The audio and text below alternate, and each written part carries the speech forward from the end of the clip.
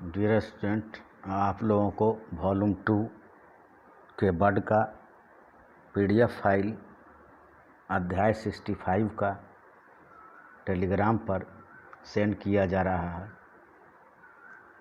इसे ध्यानपूर्वक अच्छी तरह से लिखेंगे और एक एक वर्ड को इस तरह प्रैक्टिस करें कि डिबेट सुनने पर थोड़ा भी रुकावट ना हो, ताकि स्पीड सही हो। धन्यवाद।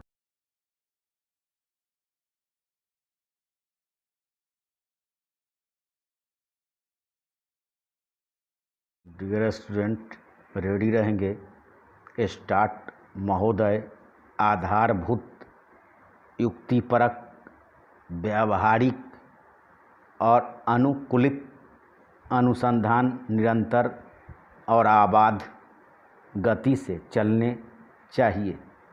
नीतिगत प्रश्नों को सुलझाने के लिए अधिक अनुसंधान प्रयासों की आवश्यकता होगी, क्योंकि अंततः इन्हीं के आधार पर उत्पादन प्रणालियों को अपेक्षित स्थायित्व मिल पाएगा। प्रथम पंक्ति में आने के लिए भारतीय कृषि अनुसंधान को श्रेष्ठता के केंद्रों और कृषि तथा संबंधित क्षेत्रों में अंतर्राष्ट्रीय केंद्रों के साथ औपचारिक और अनौपचारिक बंधनों को मजबूत बनाना होगा। बदलते परिवेश में किसी भी तंत्र की दक्षता और प्रभावशीलता परखने के मानदंड भी मात्रात्मक से गुणात्मकता की ओर परिवर्तित हो रहे हैं। अंतिम विश्लेषण में हम यह पाते हैं कि किसी भी वैज्ञानिक संगठनों की सामर्थ्य अब भौतिक साधनों से नहीं आंकी जाएगी, बल्कि उसके निष्पादन पर आधारित होगी।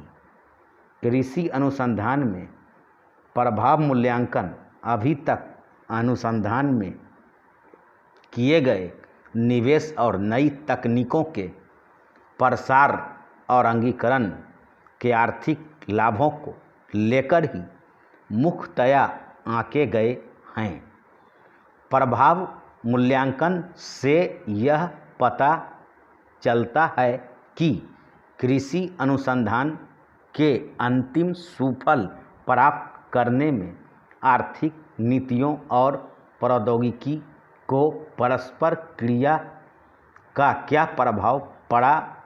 जिस समय अनुसंधान नियोजित किया जा रहा है या प्रायोजना क्रियान्वित की जा रही है, उसी समय मूल्यांकन कर लिया जाए तो नीति निर्माताओं को अनुसंधान की भावी दिशाएं खोजने में सहायता मिलती है।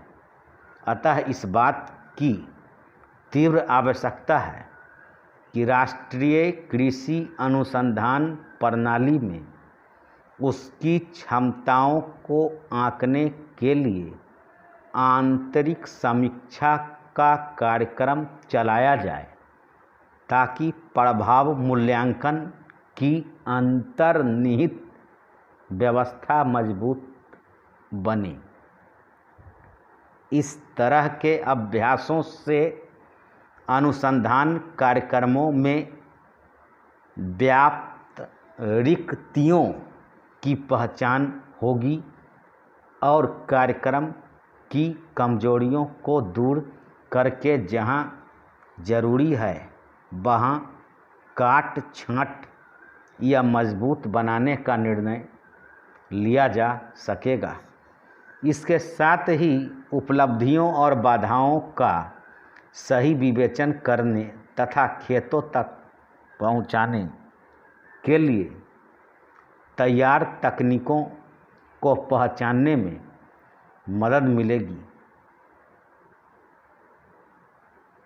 कृषि के फलस्वरूप आए व्यापक परिवर्तन का प्रभाव बहुत स्पष्ट है, जैसे कि सन 1961 में प्रति व्यक्ति खाद्यान्न की कुल उपलब्धता 468 ग्राम थी, जो कि 55 साल बाद सन 2001 में 40% बढ़कर 2 किलोग्राम प्रति व्यक्ति प्रतिदिन हो गई।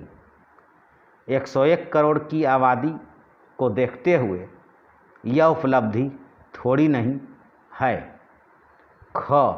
भूख और खपत के बीच असमता को समाप्त करना। समाज के सभी वर्गों को सामर्थ्य के अनुसार उचित दामों पर राशन उपलब्ध कराना।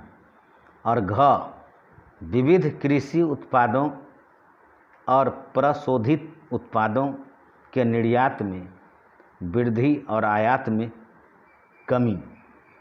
अनाज और खाने के तेल के निर्यात में कमी से विदेशी मुद्रा की बचत को अलग करते हुए भी कृषि क्षेत्र से निर्यात की राशि गत वर्ष 100 अरब रुपए की सीमा को पार कर गई। इन उपलब्धियों के बावजूद और मांग में वृद्धि को देखते हुए कृषि उत्पादन की ओर से आपूर्ति में भी वृद्धि का वही स्तर बनाए रखते हुए भी हम अपनी भावी आवश्यकताओं को ध्यान में रखते हुए किसी भी तरह की ढील नहीं दे सकते। धन्यवाद।